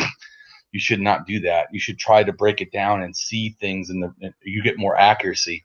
Yeah. So, the fact but it's still, there's still toxic. These things are still harmful. Just think. Let's just say I tell you right now, you're the most worthless person in the world. That in fact you can never change because you were born worthless. And although I'd like to care about you, your worthless status means that it would be an obligation. And so I only do it when it's convenient. I mean, if you felt that that was true, you would accept that. And then I would be abusing you. Do you see me saying? And Mhm. what is the difference you're telling a child? You're born from sin. You're a sinner. There's nothing you can do but beg the deity that you can't see, and you have to do it not once, but all the time, like a terrorizer, that you beg, hope, plead for forgiveness for all these little humannesses that, of course, this being created you. So he created you with these human errors to begin with. But so to me, the fact that they put you in that and they subjugate you, that you can see there's a value problem, because you are doing, in a sense, psychological abuse. Now, that doesn't mean that everyone that says, oh, if you run across the street, you're going to get hit, that's a form of psychological abuse. But see, this is what they're not getting. Those are not the same thing. One is total bullshit, has no value, it's just abuse. The other one may be harsh, may even affect the child. If you make a big issue about it, you could even almost psychologically terrorize them with the fear of walking across the street. But it's still real. It's still a useful thing. It still has a worth in the world to know not to go across the street, because then you will be harmed or killed. But to think that if I love another person of the same gender and I should feel like I should deserve torture for eternity, ludicrous and to me vile. Yeah, I think one of the problems that I have with religion in general, particularly with Christianity, is this idea that you are born broken and that only Christianity is the thing that can mend you. It's almost, I'm trying to remember how Dan Barker put it in a phrase, but he said something along the lines like, of imagine, but anyway, I can't remember that, but I do remember the thing that Christopher Hitchens said, which is, you are born sick and commanded to be well. Yeah. And so I find that to be sort of morally repugnant. I don't think that we should be born with this idea of sin. I think that humans can be good. I think humans can be bad. And largely, I think that human nature fits. I would say if it was the accuracy of the world that was true, yes, but it's not accurate. Mm-hmm. So I'm just saying, in other words, if we're born with this feeling of rage or violence, right? I've heard a lot of people say humans are toxic to the world because we're violent. So, but that is no different than saying we're born with sin, if it was a reality. Mm-hmm. But it's not. See, it is a reality that we're born with these, violent aptitudes or something. Mm-hmm. But that's not the same as the sin thing. We're not. Yeah. I was just making a comment because you said, we're not born with it. Well, yes, we're not. But even if we were, then we would accept it as a natural thing because we could demonstrate it, understand it. Science. Oh yeah. No, I agree with that. That's fair. Could give this dimensions. As an axiologist, I could tell how much worth it had. But I can't. It has no worth. It's no more worth than another word that means nothing. Yeah, I think my issue with sin is this idea that you just universally condemned to be bad, rather than human nature and what human nature really is, which is a bell curve. Human nature fits on a bell curve. There are people who are at the best of the spectrum, and there are people who are worst of the spectrum, and the vast majority of us sit somewhere in the middle. And that we all do great things, we all do terrible things, and we're imperfect. And I think the problem that I have with Christianity on this particular thing is this idea that you're sort of born sick, commanded to be well, and then you're sort of infinitely punished for finite crimes. Yes. Which I think is also a huge problem. It's not really justice. It's not justice to make someone be tortured and hurt in hell for eternity for simply doing things that are finitely wrong. And the one thing that bothers me a lot when I talk to Christians is they'll say, well, that was the Old Testament, when they're sort of talking about some of the sins of the Bible, some of the things that the Bible explicitly says you shouldn't do, you should do or not do, whether it's, not being gay or not wearing mixed fabrics or not planting like plants next to each other and shit like that. But what I always remember to tell them is that, it might be the book of Matthew, but I can't remember. But Jesus says something along the lines of, think not that I have come to contradict the words of the prophets, I have come to fulfill them. And in another passage, he says, before Abraham was, I am. So Jesus is reiterating, like, no, I'm not here to reverse the Old Testament. I'm here to affirm the Old Testament. So all of the moral atrocities that exist within the Old Testament aren't just simply washed away by Jesus. Jesus affirms them. And so he's been guilty of them. And exactly. I mean, that's what I was going to say is that people are somehow, which is, I don't know how they do this because it's a logical contradiction, because I was trying to make a point of what you're saying. So people try to say somehow Jesus, loving, nice, this God, mean, terrible. It's the same God. Isn't that what your guys' story is? Yeah. The Father, Son, the Holy Ghost, same God. How could one of them have a different, in the sense, be loving and the other one's a dick? I mean, what kind of crazy shit are you talking about? Well, and my biggest problem is this idea that God sends a version of himself who's also him, but is a different version of him. Make himself to fix the problems of human beings that he's sort of caused in the first place. It's the most convoluted way of fixing a problem. It's almost like a Rube Goldberg cartoon where there's a bunch of different, pulleys and levers. And at the end of it, you get like a fortune cookie. There's simpler ways to do this. There are better ways to do this. And I think that when you sort of look at the weirdness of that, it reaffirms the fact that this is mythology. Oh yeah. That this is a primitive attempt to understand the world. That religion was an attempt by earlier epochs of our species to understand our world and to try to live with one another. And I have a quote on that. I say that religion started in wonder but ended in closed-mindedness. Mm-hmm. I think that's true. So let's change gears a little bit, and I want to talk a little bit about politics, because I think I love politics. This is a pretty political show in general.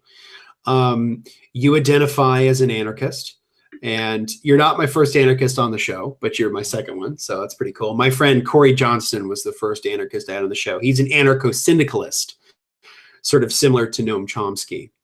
And but I would love to get your perspective on anarchism. In particular, you use a phrase anarcho-humanism. Right. And I'd love for you to share what you mean by anarcho-humanism and why anarchism is a component to your axiological atheism. Well, I would first off, to me personally, I see, if I assess the full potential and value of all humans, then I have to assess that, in a sense, that not that everyone's accurate, but everyone is the same, but everyone should be treated the same. But if I do that, because I can't use their qualities, right? Because otherwise it would be great, and I would get more, because I have a 135 IQ. I'm not saying it's the highest, it's not, but it's higher than some people. So I'd be higher than some people, and people above me would be people above, smarter, and then smarter than them, and whoever had the highest number. But see, the problem is, that is not how we should do society, is it? I don't want society like that it's done on some kind of a criteria, because you could also say, well, why limit it to mental criteria? Why not a physical one? You have to have, all your fingers. Let's make it all your arms. You still can start, be able to walk, be able to see. I mean, you can start, because you say, what makes a human? You start taking all those qualities away. I say, as long as you still have some agency, to me, you're a human. You deserve our full rights. And it's, duh. To me, at least. So how does that relate to? What I'm saying is, that's how everything to me is really about values and axiology. But that's how I see. I'm trying to show you the process, how you get to anarchism. Mm-hmm. If you're an axiologist and you truly hold this, I don't know how anything could be other than anarchism. Okay. For me personally, sure. Because in other words, to me, anarchism is like an acknowledgement that I've never heard a government do, that you own yourself, that every citizen owns themselves. I can only talk about what your behaviors do. I cannot talk about what you do. In other words, to me, I would never agree to a law. I'm fine with laws, by the way. We can get into that in a second about anarchism and laws. But I'm fine with anything that we as the people decide that is for good of humanity. I mean, because obviously there are some truths we have to agree that we all share a limited supply of air. In other words, if we pollute to the point that we can no longer breathe, we all die. So we have to have laws. It's like, it's not, in other words, I always tell people, I always go, well, how do you do that? Direct democracy? Well, direct democracy is not good. I agree. Democracy is the most insane idea I've ever heard. But fuck, the other choices suck. So you're limited. In other words, I'm not saying democracy is bad. In other words, mob rule as government is the most fearing idea that I would have. But I always tell people, if you're so afraid of freedom, how can you trust so quickly people with power? You don't even believe that they have a right to freedom.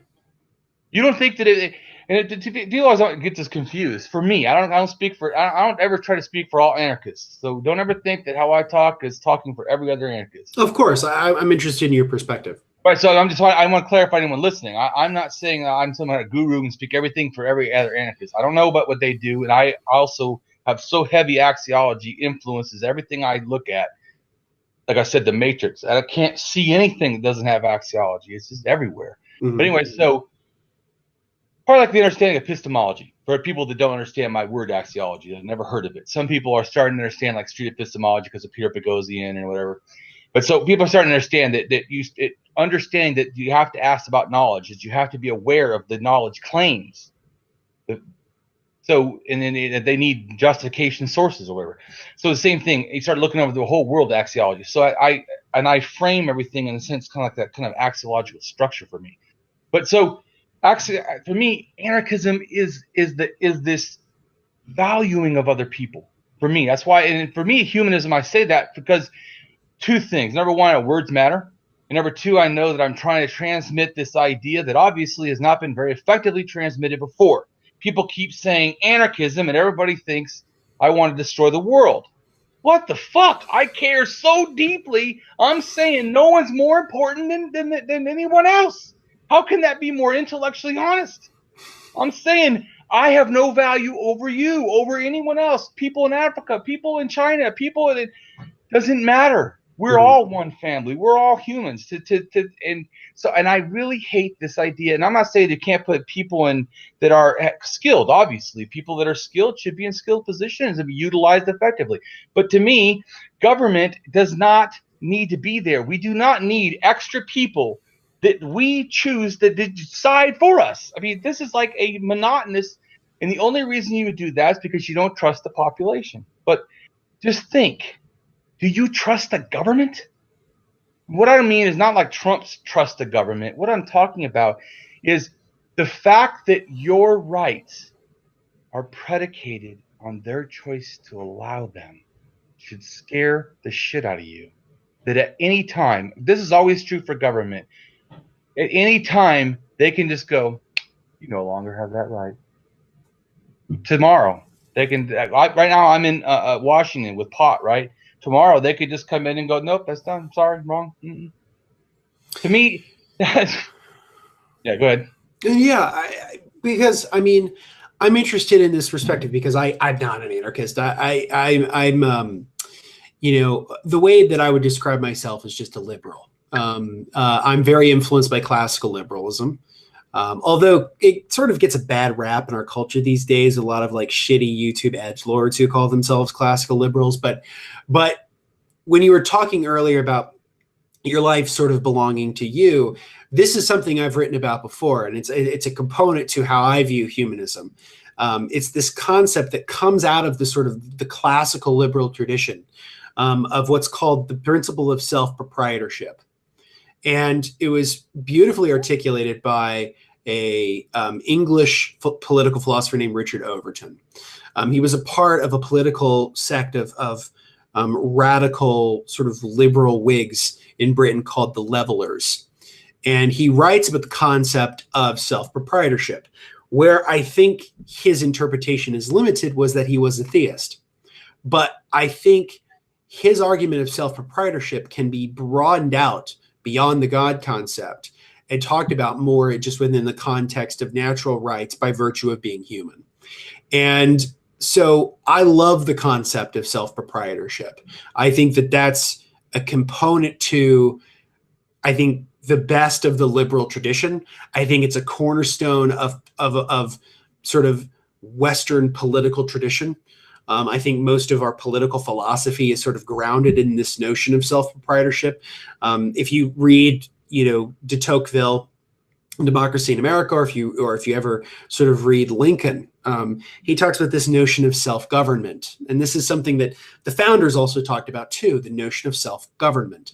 Mm-hmm. And the goal, in my opinion at least, of what the best of our democratic republic should be is an institution that facilitates the means by which we exercise our liberty. And so the way, I guess, my question for you would be, with anarchism, you're talking about laws. One of the components about what makes a state... I'm talking about the values that I think should be held as standards. I'm just using the word laws because I think about it. So, because once again, I know people that are listening do not know anarchism as well as me.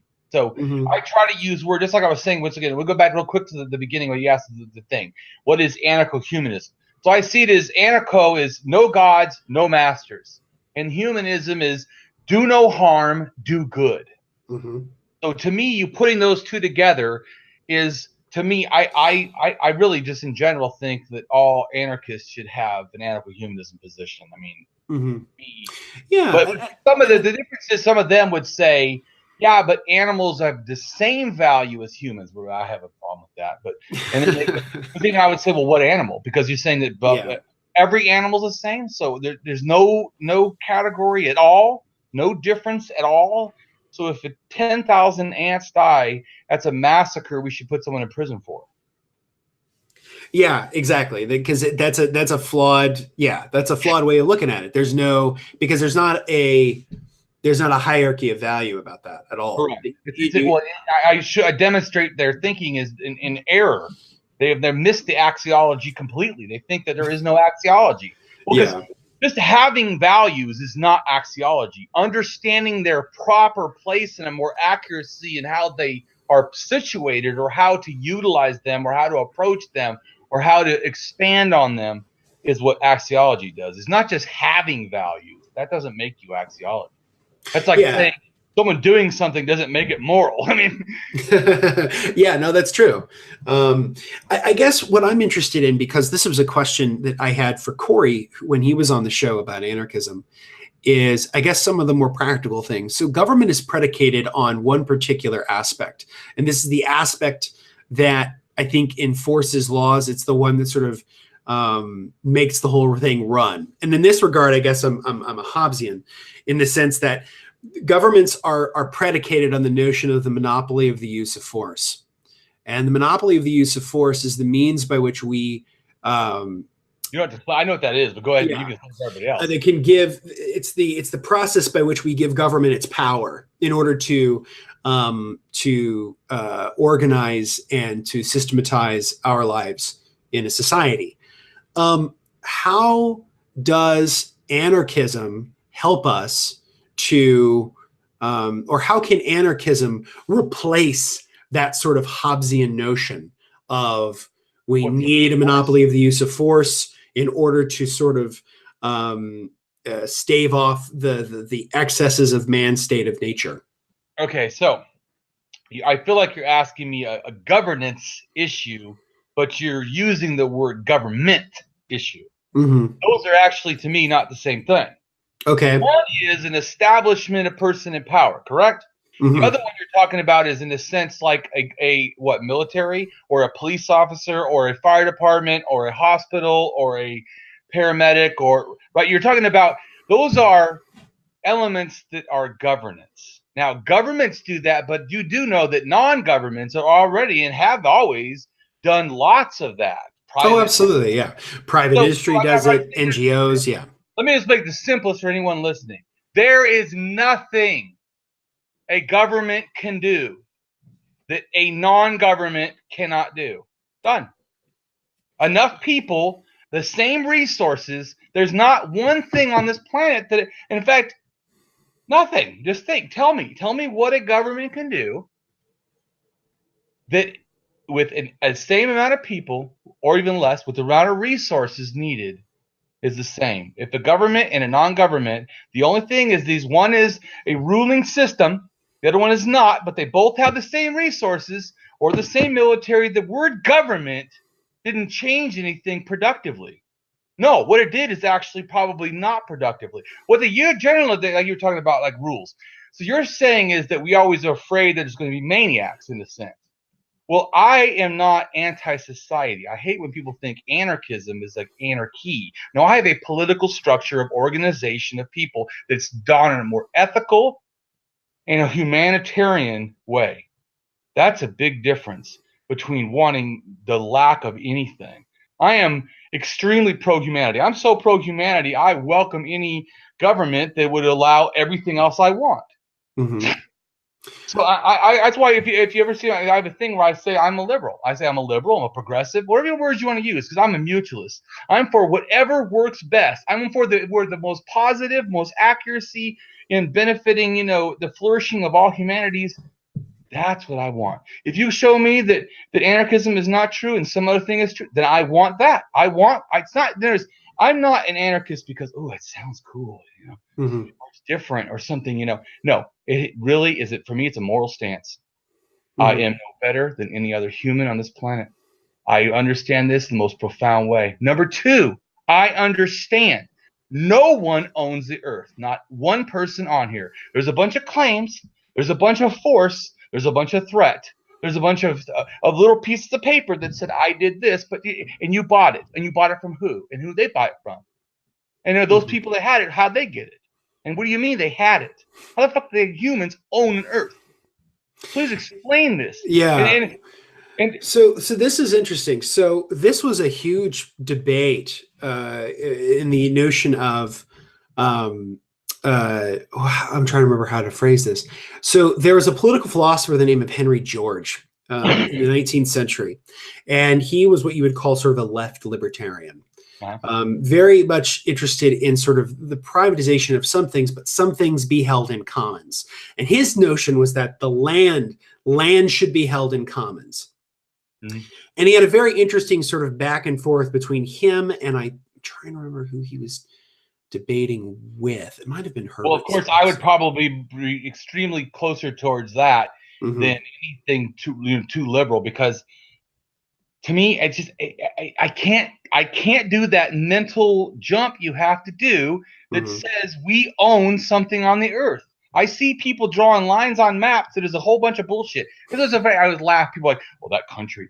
You mean that place that they call a country? Because you do realize, go back 50 years, 100 years, 1,000 years, 10,000 years. What the fuck's the lines? They're gone. That's all bullshit. That's all in your mind. It's made up crap. I'm not saying that they aren't structures that help us in a sense or could help us to, organize people. Because if it was for that person, I'd be all for it.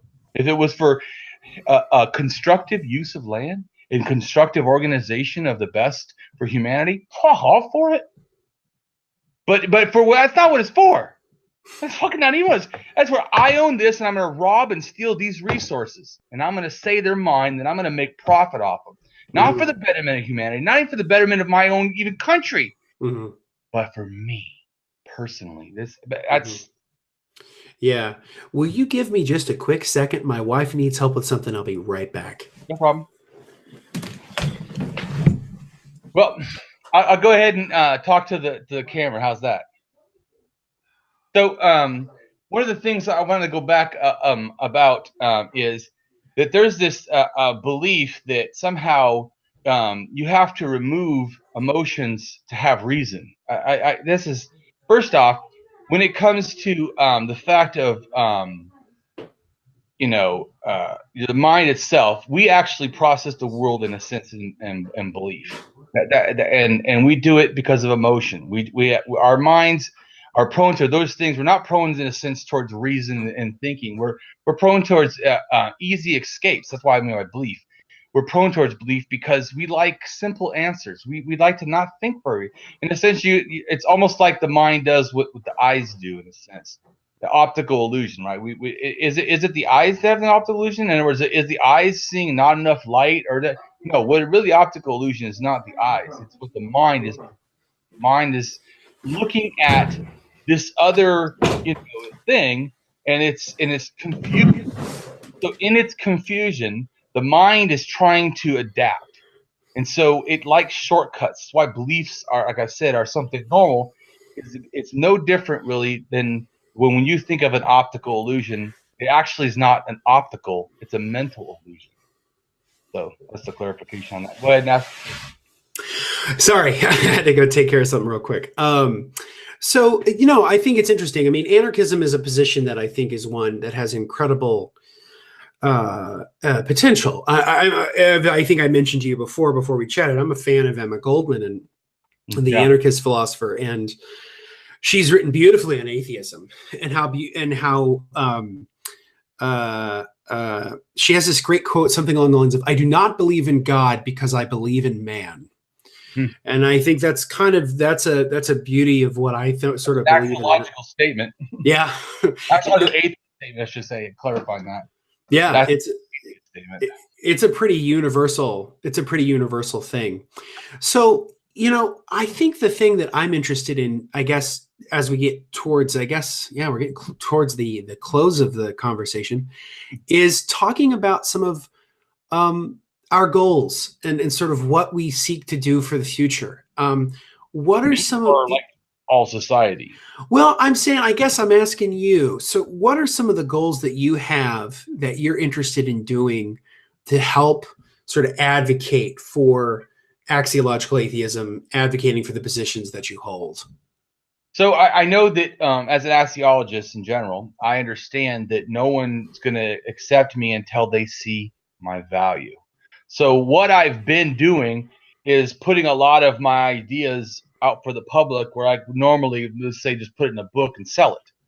Not that I even force selling, because once again, being an anarchist, I'm not profit driven at all. I'm passion driven. If I can make profit on that, great. But I mean, that's not why I do things, because I'm passionate, not because of money. Yeah, no, this is a labor of love. I don't make money off of it yet. Well, I've already spent $10,000 at least on atheism, and I've made one dime. So yeah, I'm planning on spending probably a lot more. But this is about, I care. But anyway, so I just forgot kind of, what did you just asking sort of what your goals are for the future and what you want to do in this space. Yeah, so that's right, guys. I forgot. We went back first. That's okay. I want to. I've been wanting to build value. Okay, so I know that it's not, because I just want people to understand, I'm an arrogant person, but it's just a side thing of being, a sociopath. Sociopaths are basically almost narcissists. So what I try to do is never let that, though, interact in the real world against other people. I hold myself to a very, very high standard now. But what I'm saying is, and that also is mentally. I don't use my mental ability to abuse people. So, but so it's about things, and that has to do with how. Once again, it was you're asking me to do the future. Future I want to do is the same as that, same as I've always done. Is basically I want to show that I have something to give. What I have to give is something different. But it's because what I have to give is so personal, from the heart, from my experience. And a lot of people give their experience, but I have a way of viewing the world, and I've always, in a sense, done this. When I was in 7th grade, they did a test on me because I was in special ed, and they wanted to see how stupid I was. And they said that I was in 7th grade, but my aptitude, of what I was actually producing or whatever, was only 2nd grade, but my thinking was 2nd year college at least. And so they were like, "What is wrong with the disparity?" Well, that just shows my religious education. I had almost nothing, but I am really smart. But he knowing it when I was a child, because so my goal, though, is to like I said, do the same thing I'm doing, and for the same reasons. The reason never changed for me. It's the same reason that I spoke out from the moment I started to speak out. And I became an atheist in college. I never had heard the word atheist. I didn't know an atheist, never read any atheist books. In fact, Everyone always thinks that now I've read a lot of atheist books. I've read like one book, maybe, if even that, from a couple of the famous people. That's it. That's it. Nothing else. I've read not one book of philosophy ever. I mean, but I'm just, because the reason I tell people this, because I want to show you, you can do this. This is not something that you can't get. You don't have to spend 10 years, in school. I'm not saying that's not a good thing for college. College is a good thing. I'm just making a comment, though. I want to give thought to the world, not for a price and not for a limited way that it can only if you could understand tons of stuff. I want to make it available. My mind, I am smart enough that I can take these gigantic things that people can barely touch, and I can bring them down and give them to the simple person. But a lot of that is I put the pressure on myself. My mind, I've had my eyes feel like they're bleeding and reading the Solipsism and all this, all this philosophy. But once again, I don't read. I was told you before, I don't read people that often. It's not that I told a four person I don't like reading. It's not that it's just I have such little time. I'd like to relax. I'd like to not read. I'd like to just go to jacuzzi and just kick back. But I can't. I spend hours all the time. Even when I watch TV, I'm online, watching TV and online.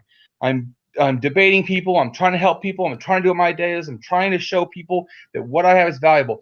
So the reason me wanted to promote me is really because I want to make a difference. Can't make a difference if no one thinks I'm valuable. Can't be known I'm valuable until I make a difference. It's almost like it goes together.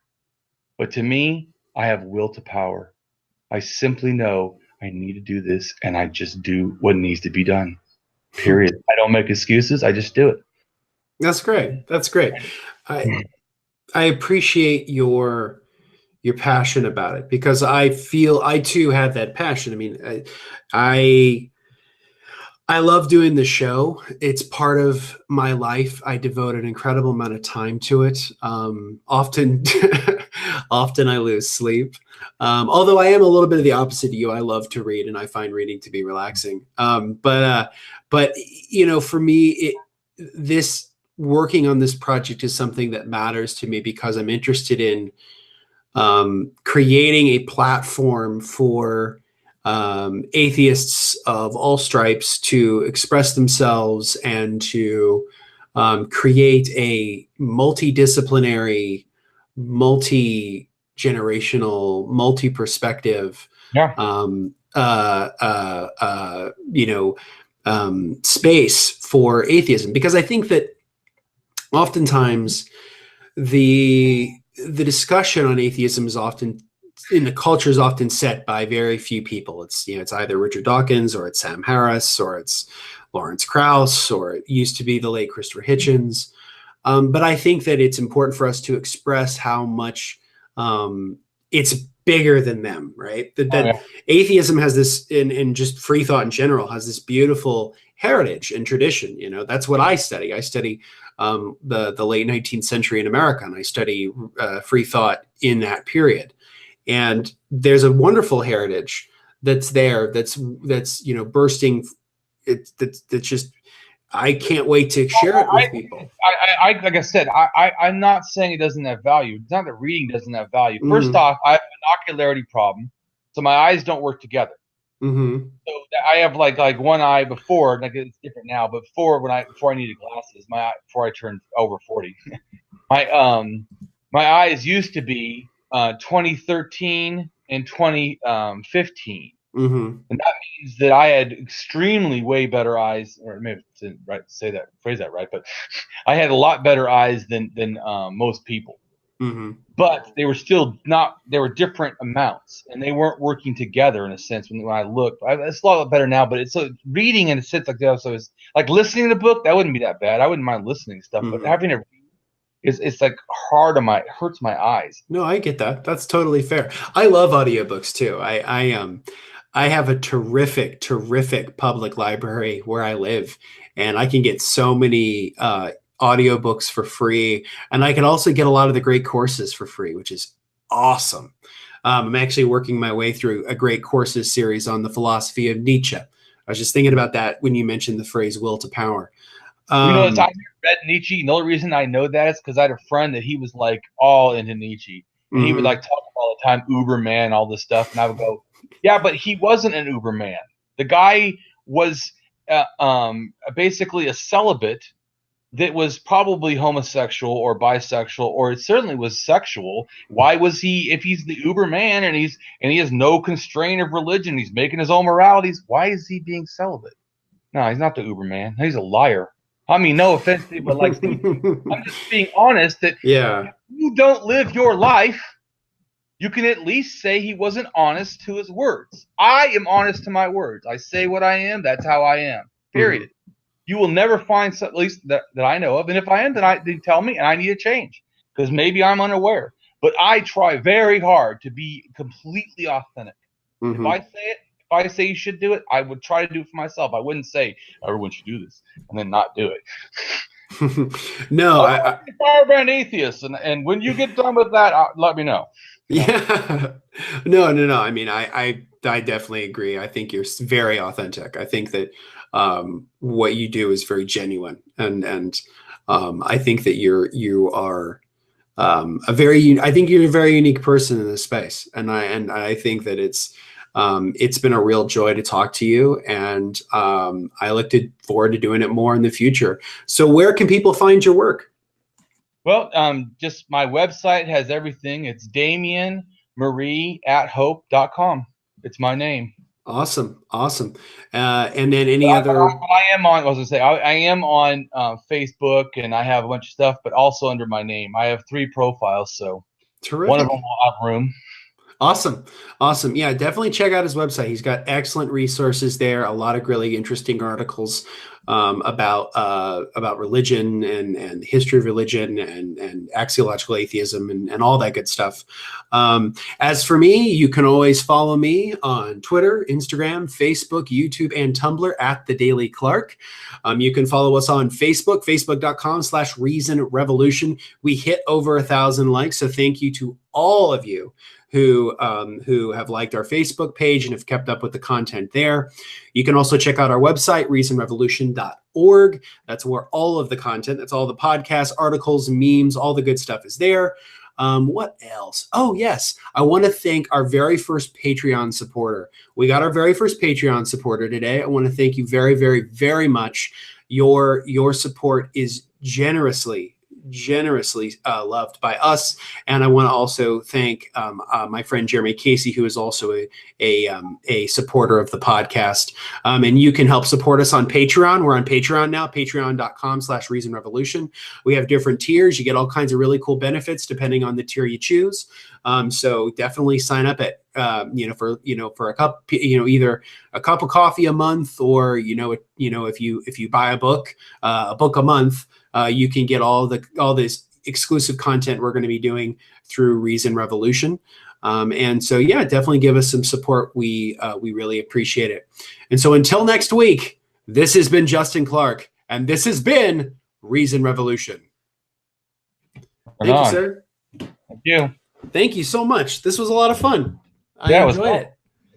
Awesome. Was it like you thought it would be? Yeah. Oh yeah. What I was interested in was I'm more timid than you were ready for. Is that what you're saying? Oh, that's funny. I don't just make crazy looking memes. I am that wild. I am curious though, man. I didn't want to ask on the air because I didn't want to be too personal. Where'd you start doing the red hair? When or where? Yeah, when? Like, when did you start doing Probably it? It's cool. About, I don't know, 10 years ago. Maybe 11 years, 12 years ago. I don't know. Long. Before I was in, was I already an atheist? I think I was already an atheist. How long ago was that? Washington. But it's really cool. I mean, it's I guess maybe it's not 10 years. Maybe it's 8 years. My wife would probably know, and I'm like totally wrong. I think she's coming home right now. Mm-hmm. Yep. Yeah. So I've been doing it for not that long, really. Right on. It's cool. I mean, I think it's kind of like a trademark of yours. I mean, I think it sets you apart. which I think is really cool. I don't really have that kind of look. For me, it's just my glasses. I wear big horn rimmed glasses, so that's kind of my thing. Okay. My wife. Oh, no worries. Yeah. Hi. So, hello, nice to meet you. You're from Indiana. Unfortunately, that's Hoosier. Hello. Yeah. Yep, I'm a Hoosier. I've lived in Indiana my whole life. I did up to 32 and then I left. Oh, right on. I can understand wanting to get out. I get that. But I mean, Mike Pence was our governor. Oh, Jesus. But that's why I want to go there, because Indiana. Did you read the thing I wrote? Think of that blog. Yeah. That was cool. The discussion you had with the church people. Isn't that funny? Yeah, that's very interesting. How they challenged me, and then when I give them just like the most basic, I was gonna like hammer them. I thought, just don't be too easy. They can answer these, then we'll work on it. Yeah. And then they couldn't answer those, and I was like, oh, maybe I did too much. Maybe I did one. Yeah. I think I scared. They're like, oh shit, yeah. No, I meant to say something to you earlier when you asked me, was it what you expected? I was going to say, yeah, because after listening to some of your conversations with other people, I would describe having a conversation with you as like jumping on a bullet train, as it's going. Like, it's not at the station; you're jumping on it as it's going. I appreciate your I appreciate your passion, and I appreciate your wide range of ideas. I think that's crucial. I think a sort of interdisciplinary approach is great. We have two ideas. I was going to say something. I didn't say anything as I forgot. Yeah. But did you know that they did a study? I have an article on it, scientific article on it, that they found out that we're able to do morality more accurately when we add emotions than when we remove them. I thought that was cool as hell. That's super interesting. The other thing that they said was, let's see. I forgot. I have a whole bunch about morality, but no, I forgot. That's all right. That was go ahead. That's super interesting. Yeah. I want to tell you that. Oh, I remember now what it was. That we're constantly, our brains. This is a neurologist or neuroscientist. I watched the thing. He talked about a neuroscientist. But he was saying that there is no time when we're awake